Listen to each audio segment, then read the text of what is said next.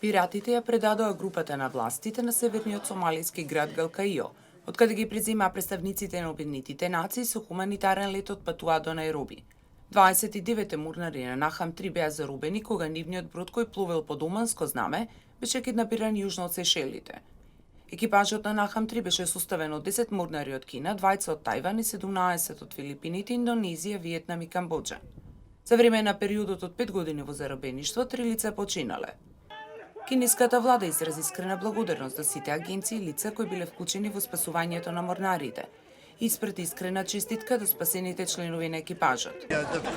Прекрасно е што 26 лица повторно ќе ги вратат своите животи.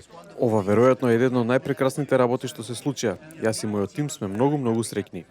Во меѓувреме, Кениското министерство испрати работна група да ги пречека преживеаните членови на екипажот, кои престојуваат во Најроби, каде што треба да бидат прегледани од тим од лекари.